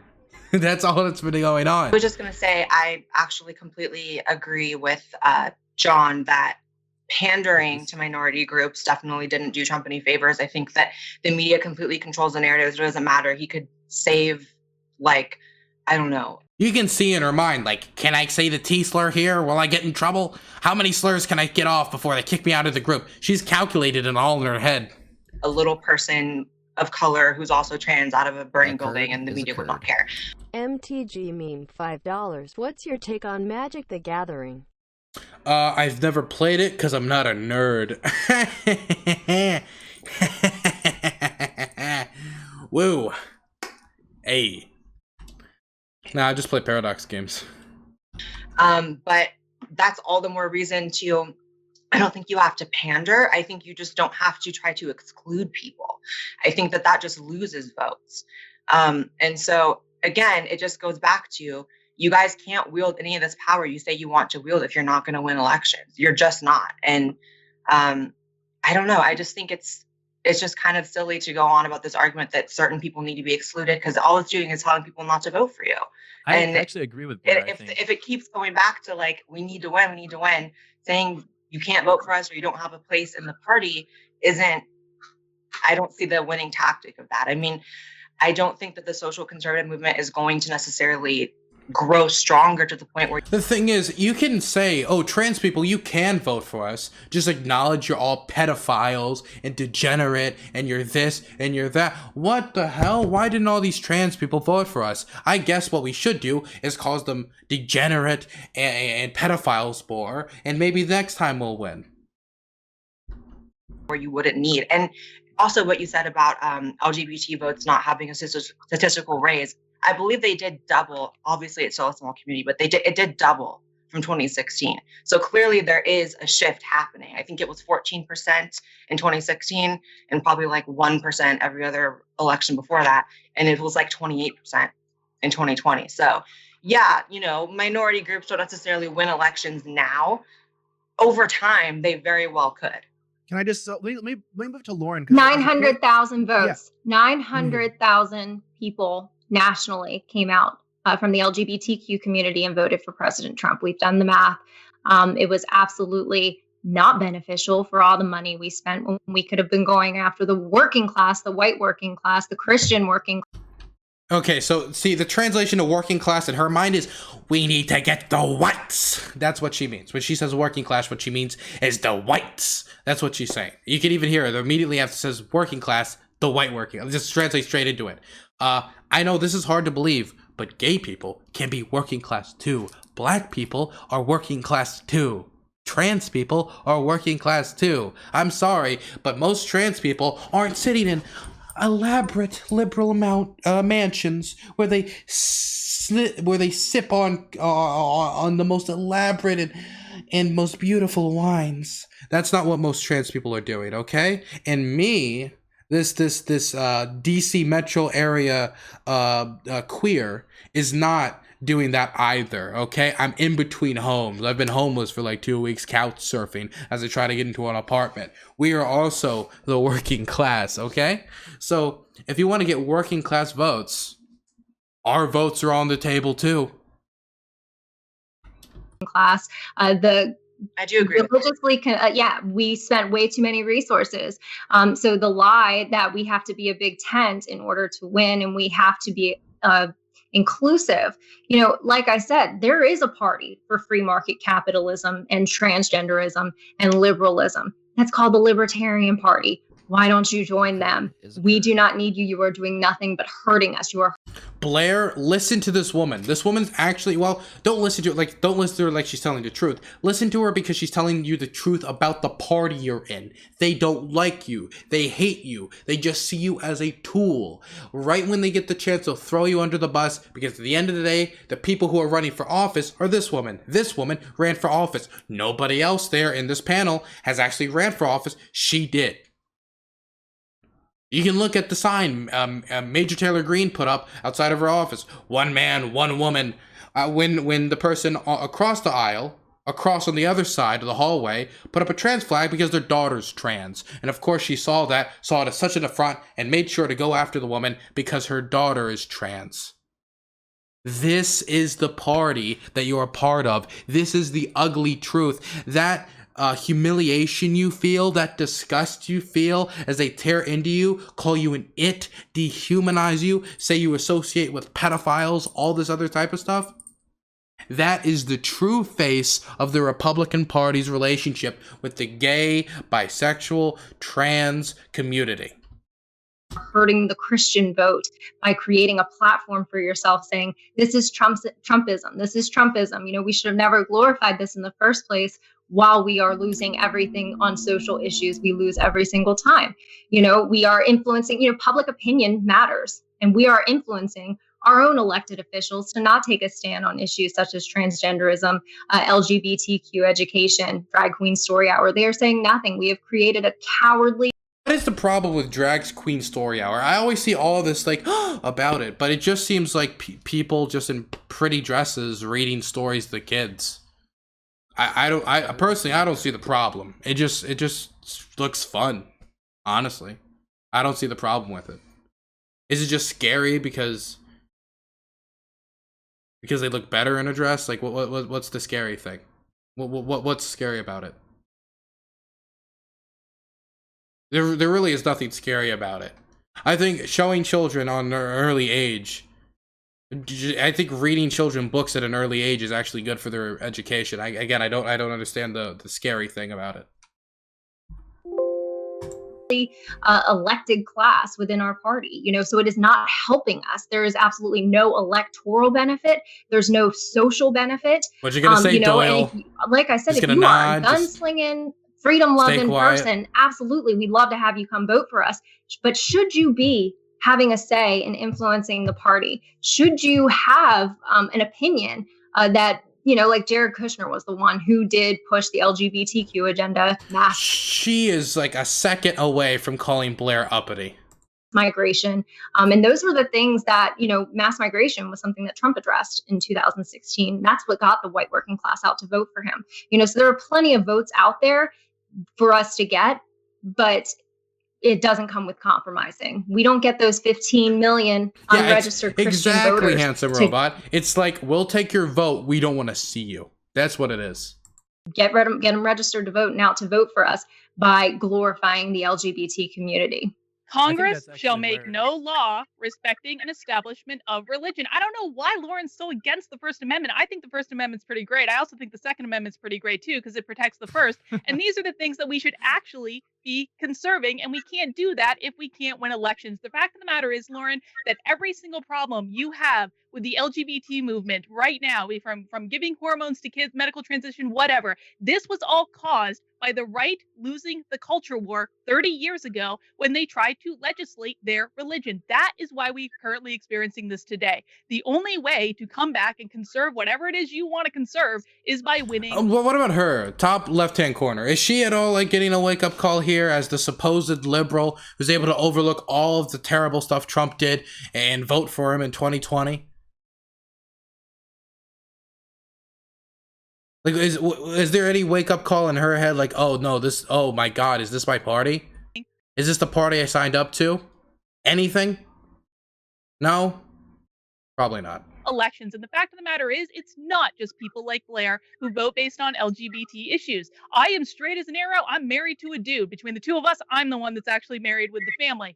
And so I will say that I absolutely will not vote for a party that treats LGBT people like they are subhuman. I won't do it. Part of the reason that Trump won my vote is because he does not care. Wait. You won't, but you did. You voted for Trump. He did the trans military ban. He basically pissed on those veterans. Or what about how his administration went after adoption rights for gay people? What he appointed his vice president conversion therapy. That was up on his website till 2015. The advocacy for torture of gay people. How can you can't just ignore all that because he held up a rainbow flag.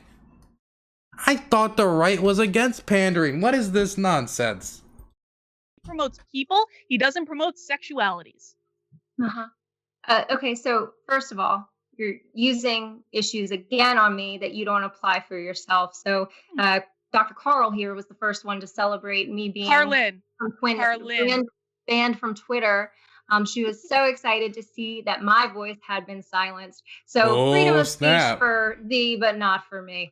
By the way, freedom of speech did not cover a corporation giving you a platform, okay? If you think it does, then make that argument to the Supreme Court or somewhere. But if I go into a McDonald's and yell the N-word 20 times, they don't have to actually serve me.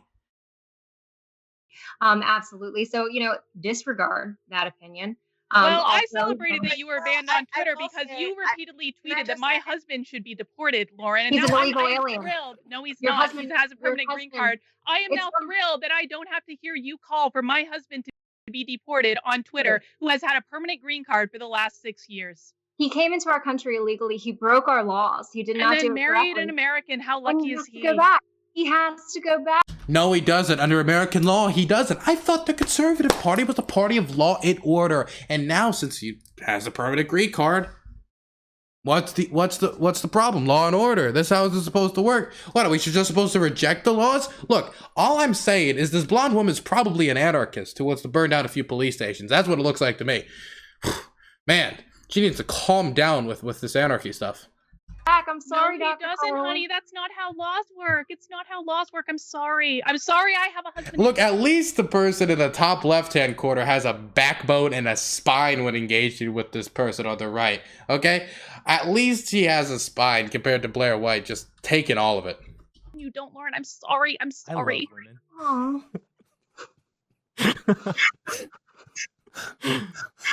You're welcome. Really, anyone want to respond? You guys can keep going. Keep going. Blaire's like, Again, so this person in the top right-hand corner has called transgender people degenerates, pedophiles, then has advocated for somebody else on the panel's husband to be deported, okay? Man, she is literally just all of the worst aspects of the Republican Party rolled into one person. You want me to keep going? Oh, well, You know what? I think the only way, it's not going to surprise me when we eventually find photos of her next to Jeffrey Epstein as she rails against pedophilia. I'm in early recovery, so I've only been clean 3 years. Myself getting in toxic relationships is A what curd kept is a curd. me relapsing. So MTG meme $5. Trump's wife was here illegally before she married Trump. Is that true? Check. Can anybody confirm that to me?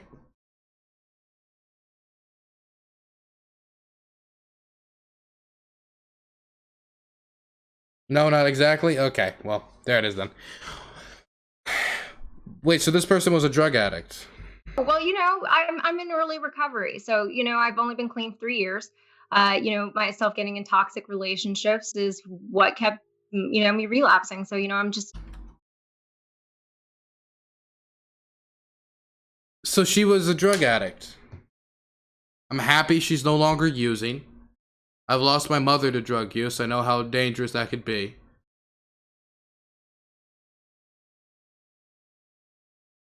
But she's calling everybody, okay, look, I don't want to be mean, because I don't think somebody who uses drugs makes them a degenerate, but she's going around telling all these people they're degenerates, when only 3 years ago, she was doing dope. This feels a lot like when Rush Limbaugh was like, we need to really lock up all these drug users and drug dealers, and oh wait, I'm addicted to opioids. Doing it with wisdom this time. I'm dating. But my intention is to get married and have children eventually. But I certainly will not be marrying an illegal alien to give him his green card. So I hopefully will find an American man. I will find an American man. Lauren, you'll be pleased to know we had. I want to see who would actually marry this woman. Oh my gosh, what a terrible, terrible, terrible situation that man's gonna find himself in. Several interviews with ICE, and they blessed our marriage. Really, even though he was illegal and didn't come the right way. As a permanent crazy. green card, honey. Permanent green Wow, card. we're gonna have to reinvestigate ICE. Let's go to. By the way, I just want to say, laws don't dictate morality. Just because somebody broke a law doesn't mean whether they that made it moral or not. So again, I would say that when we talk about undocumented immigration in this country, a big part of the conversation has to be how screwed up our actual acceptance process is, how slow it is, how little immigration judges we have. So it's really hard for us to really blame anybody who actually comes here not through official processes when it's nearly impossible to come in through official processes. So again, laws don't dictate morality. So if that guy was able to get a green card through marrying this woman, more power to him. But you know what? Here's the thing, though. Like, we can keep talking about my husband all she wants to talk about him, but the fact of the matter is, my husband ain't gonna win us an election. Votes are going to win us elections. I don't know why we're so focused on these issues that are driving people away from voting. I wonder why this woman in the right hand corner didn't win in Delaware. I wonder why she didn't win. Man, I mean, she seems like political gold. I just don't understand how she lost. For things like conserving the First Amendment, conserving the Second Amendment. That's really what I would like to have the conversation. You don't even like the First Amendment. You don't even like it. So why are you Blaire wanted to chime in. Guys, I'm gonna cut you guys off. I'm cutting you guys off. Blaire, I want to. Blaire, let me hear what you're gonna say. Oh, I was just gonna say, I think that there's Blaire was just in her own space. Lauren, if you look at Blaire here, but when they cut to her, she doesn't know she's been cut to yet. She is reevaluating all of her life decisions. She's reevaluating her political position. She's reevaluating her work. She's reevaluating all the friends she's made, and just her being called on breaks her out of that space. MTG meme $5. Thanks for the $5. Blaire, let me hear what you're gonna say. Oh, I was just gonna say, I think that there's a little bit of a tit for tat here, but I will say, Lauren, you said that Carlin was celebrating you being deplatformed. I did see that, and I personally disagree with Carlin for doing that. I don't like people being banned off Twitter, deplatformed. Can anybody find out what this woman in the top right hand corner got banned off Twitter for? Because with the type of dialogue she's engaging in here, I doubt it was for like saying she didn't like Jack Dorsey. But I will say, you opened this up with saying that I shouldn't be given a platform and that I shouldn't have a say in the party, so I think there's a little bit of it to go around. Oof. I think everyone should probably just respect each other a little bit more. No, I didn't say you should be deplatformed from your voice. I was saying no, that the right that shouldn't give you a platform. It was pretty. you should not have a platform within a party who stands for traditional marriage, because that is just opposing itself. It makes no sense. Also, when you cannot deny that your people. By the way, all the anti-LGBT and anti-trans stuff was never taken out of their RNC's platform. They didn't even make a new one for this election. They kept the same one in 2016. Just want to throw that out there for anybody who thinks the Republican Party's moved that much on LGBT issues. This woman represents pretty much what the party stands for. People are the ones that are reading dressed in drag to kids at our taxpayers' expense. And I'm just curious, to what extent am I going to be forced to participate in your fetish or delusion while our children are being targeted for pedophilia openly? So, no, I don't want to give a platform to that lifestyle. And those are your people. Here's the thing. There is. Go ahead, Blaire. Sorry. Okay. There is, and I think this maybe is something that you might not be aware of, or people who are not, closer to the LGBT community, knowing the inner workings, that there's actually a huge divide from people who. It doesn't matter. It's a package deal. It all comes together. I disagree. I think that there's a huge divide within the community, as from people who do support things like Drag Queen Story Hour, one of the things I've been very vocal against. What's the problem with Drag Queen Story Hour? I've been yet to be given a reason why besides it's icky. Like, can anybody tell me what the problem is? Again, I like children being read books. It's actually part of a healthy education is early reading and youth. It's actually extremely important for somebody's educational development. Against children transitioning. So I don't think it's a monolith. I don't think any group is a monolith. The same way that the right wing is not a monolith of just people who believe, in a biblical, definition of conservatism, and people who don't. And I think that there's a really big missed opportunity for the right, in the sense that I think LGBT people are actually the best warriors against gender ideation.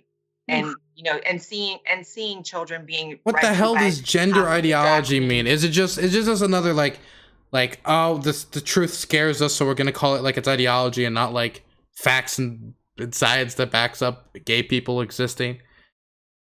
Not decades of research. It's just something somebody thunk up in the book one day, like probably like I don't know Karl Marx's like bed bunk like roommate or something. Like, is that it? It's like the gay agenda. Okay, it's like the gay agenda. Got you. And children going under hormone therapy at 12. I think that people who are from that community coming and speaking out against it do a lot better of a job at trying to stop it than people who are on the outside. Because at the end of the day, Lauren, you could make it part of your platform to be against those things. And even Carlin, you guys could talk about it, but it's simply the way it works. It's never going to be heard as loud as someone like myself or a gay person coming out of the community. And so I think that Blaire White is currently saying, look, I could be a useful tool. I could be a great useful tool to spread this, to spread the idea that Drag Queen Story Hour is dangerous, to spread the message against the ideology. Please use me as a tool. I would venture to say the majority of LGBT people who disagree with those things, when they feel like they can't speak out against it, because what happens is the right will say, okay, you can speak out against it, but you still get no voice in the party. You're still disgusting. You're still a freak. They don't want to, then they end up staying on the left. And it makes it appear as though all of us agree with those things. But in reality, oftentimes we feel politically homeless, like we don't have a voice over here. And we have to pretend to be leftists or pretend to be along with these things because we don't have a political home. Well, so again, absolutely. I think, so I just want to, just one last thing. So again, I think just in general, the overall she learned manners. Point of what I think is that you don't benefit from turning people off from voting for you. You just don't. Okay, well, listen, here's the deal.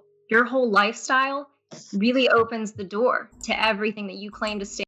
Okay, lifestyle, Joe, it was the way she was born. Don't pretend it was just like something she chose. Against. Now, I'm not really sure if you really stand against the transitioning of children or Drag Queen Story Hour, or if can I really trust this I can't say that word, transgender? Come on. It's just public opinion is against you. Or if public opinion is against you, because public opinion matters. I don't really know what's really in your heart, but when you walk out a lifestyle that introduces that to children, I mean, it's there. It is your people. It is part of, that's part of the package deal. It is spearheaded by the LGBTQ movement. Just because You know what? Yes, all the. Okay, sure. Let's put it this way: if the idea is it's a package deal, I mean, to an extent, she's not 100% wrong that But I think this would more apply to people ideologically, not just people who are part of a community. Because the only way you would believe this is if this being gay, being trans, was ideologically, just like an ideological position, not something you were born as. If that was true, that it was an ideological position, then she might actually have some grounding here. But I will say that she's right if it was an ideological position, which it isn't. But I would say that if I was to, say, ideologically align myself with the right, then, and overlook a lot of things like racism, homophobia, horrible war crimes in the Middle East, etc., to vote for Donald Trump, then I could see maybe the logic she's going on, and that logic's solid. because you take a normal stance on something, everybody should be opposed to grown men going into young girls' locker rooms or bathrooms. Thankfully, that's not what's happening. It's trans women, so. That doesn't make you special. It makes you normal, and just because you dress up as a woman does not mean that you have a special opinion on something that everybody should oppose. Okay, so I'm not claiming to be special. I'm just a person that shares my opinions online. And what I'm just trying to tell you is that it's a lot more people than you think within the community, the LGBT community, that agree with me and think the exact same way. Not the exact same way, but on the more radical ideas like children, everything to do with children. It's all the same. I mean, you can sit here and you can insist that it's a monolith and insist that we all think that way and that it is a package deal, but it's really not, especially considering gender ideology and how it... Stop using the term. Oh my gosh. Oh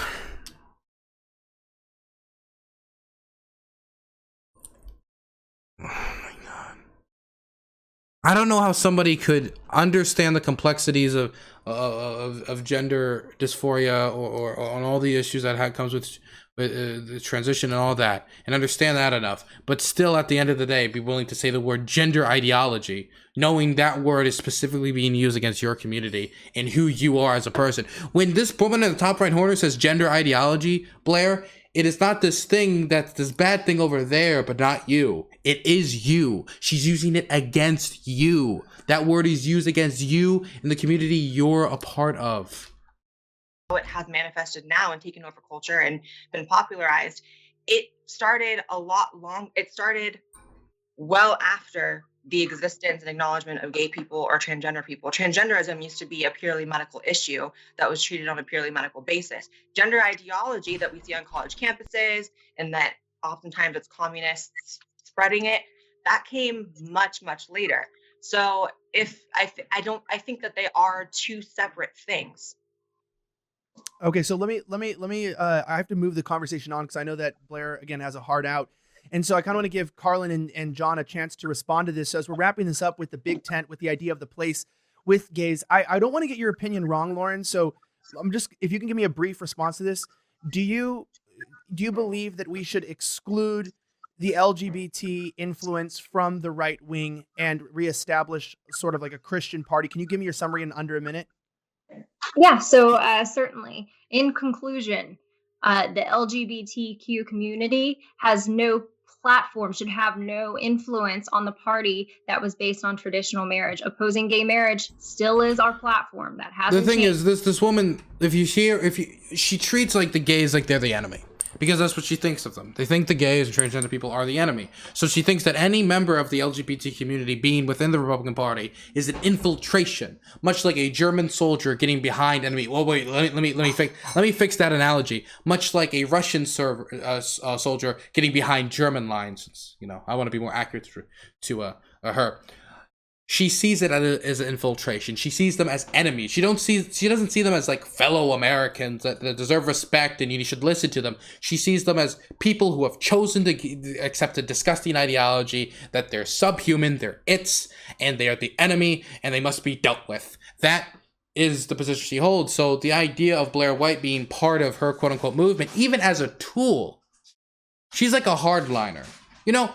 Back in the day, she's like one of the old Confederate hardliners. And what I mean by that is, back in the day, during the end of the Confederacy, there was a debate within the Confederacy about It started in like 1863, and then started to intensify in 1864 before happening in 1865, about the idea of black Confederate soldiers. Now, obviously, you could see the problem right off the bat with a lot of hardline Confederates. The idea of giving a black person a rifle, allowing them to serve in the Confederate Army, is offensive to them. They thought it was the idea of people who it usurped the whole point of the movement, to give them a rifle and allow them to fight for the movement, fight for the Confederacy, even if compelled to by the state.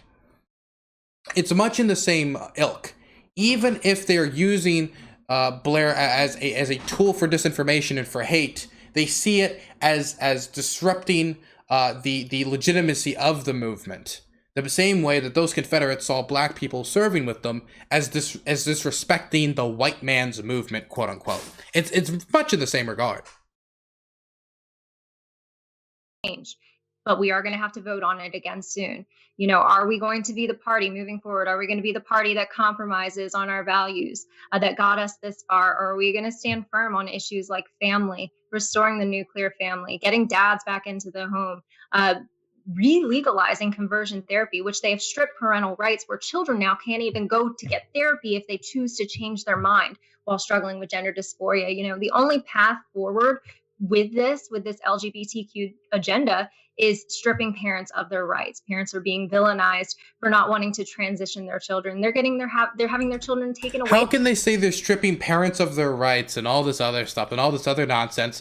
And so the response to this thing happening, quote unquote, by the way, child abuse and taking people away from child abuse cases is not stripping parents of their right. It's the state stepping in to protect children, okay? And homophobic parents have beaten children quite severely, and I think removing those children from the home is great for that child's interests. Now, if you want to actually talk about taking the rights away from parents or something of that sort, or stopping, if we're talking about family values, again, allowing gay people to adopt children allows more children to be cared for and nurtured in a loving environment. And standing against that, like Trump did, like you did, and like you do, that's anti-family values. Away from them, you know, so it is not a lifestyle that should be included in the Republican Party, and it's not something we need either. Electorally, it hurts us. Okay, Lauren, and then Carlin, let me give you, so if, in under a minute, can you wrap up your conclusion on this as well? Yeah, this is about attracting as many people to the movement as we possibly can. I would like everyone who believes in freedom of speech, who believes in protecting the Second Amendment, who believes in protecting all our individual liberties to come to the movement. And I think it's rather ironic that people like Lauren talk about treasuring the traditional family when she was campaigning on Twitter to have my husband of almost 10 years deported. So protecting traditional family, but break up mine. I would like to welcome everyone into this movement, including my husband, who will be starting the process of becoming a U.S. citizen a little later on this year. And when he does,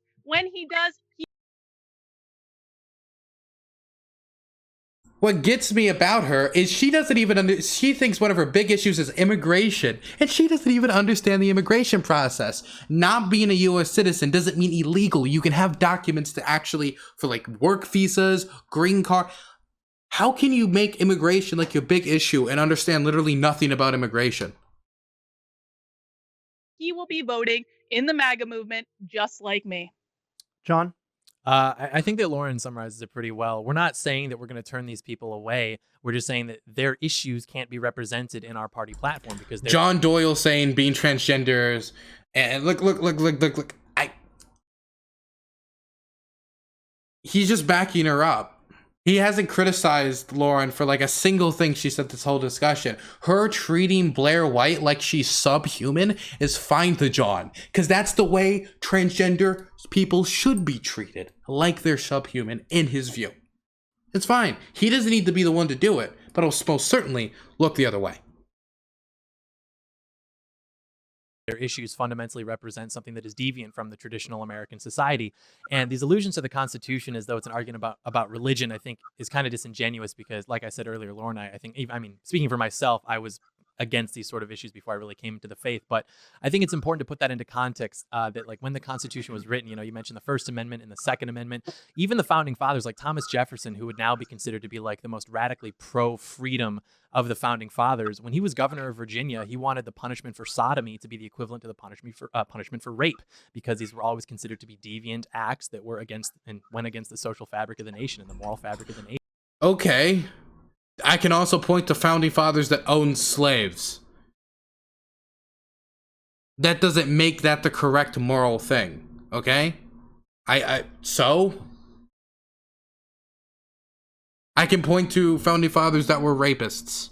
That doesn't make rape the moral thing. This is ridiculous. Nation.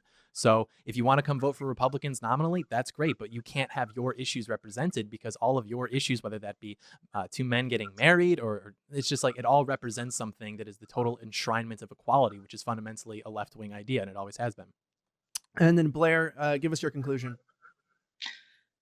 I guess my conclusion would be that this is all kind of silly. You have half the country unconstitutionally locked down, people dying alone right now, can't go to funerals.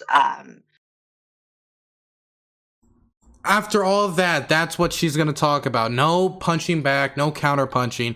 She's going to say that it's unconstitutional to have a lockdown. Okay. People out of work. Wow. Like the entirety she of the just took all of it. Living with almost no dignity. Out of all of a sudden, we have lockdowns and just so much stuff to worry about. We're bombing Syria, You didn't care about it when Trump did it, and you didn't care about him expanding the civil war when he pulled out of northeastern Syria, causing Turkey to invade and politicians getting dragged out of their cars and shot. Don't pretend to talk about foreign policy. You don't know anything about foreign policy, Blaire. I'm sorry.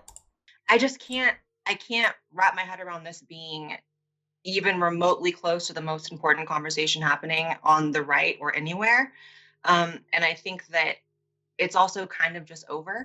I guess I'm just kind of saying what I've already said before, but Trumpism is the future, and Trumpism isn't, unfortunately, what you've seen with Lauren and with John today. And they're certainly free to advocate for an increase or a rise in social conservatism. But speaking for a really big chunk of my generation, which are going to be the people running things very soon, and they already are, what Carlin said earlier about we grew up in a time where we were very, very turned off from social conservatism, and a lot of the more radical ideas that you're seeing now in regards to gender ideology, wokeness, it is the pendulum effect of social conservatism. It is. It was, I grew up in a time where when I was 5 years old, I was naturally feminine, getting beat up by little Christian kids in my school. And that was kind of the era that we were in, and things changed and people got disgusted with that. And the pendulum is now to the point where now you have people being disgusted with the opposite end. So I guess Big Tent Party is the future. Not a huge tent. You don't have to compromise on everything, but right. You do have to acknowledge the anomalies in people and that everyone's different. And if you're going to be searching for, pure, perfect, ideologically consistent. She can't even push back on the foundations of what she's saying. What she's saying right now is like saying, like, yes, I'm imperfect for being trans, but please, we can compromise on me being bad in that instance, when she should be saying it isn't bad to be trans. 100% of the time, people to only be part of your movement, you're not really going to find many of them, especially because a lot of these social conservatives on Twitter that love to talk about LGBT people being excluded, a lot of them are secretly gay behind the scenes. All right, so. I gotta cut you off there. That's a loaded statement. I know, John, people want to respond to that stuff.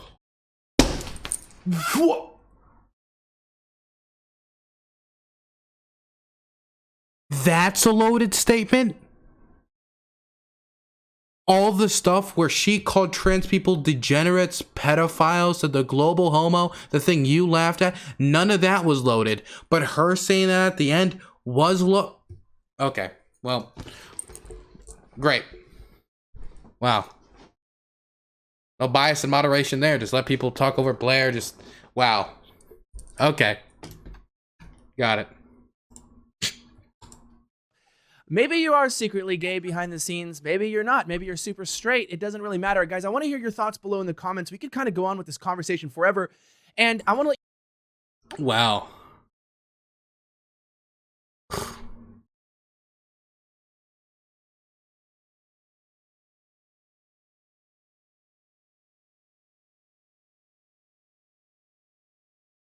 Blaire's ability to never get defensive is a killer skill. So impressed. Agreed. So, yeah, I love how she took it. I love how she just took it. I love how she sat there and was treated like she was subhuman, and she took it well. She took her beating well. This is absolutely terrible.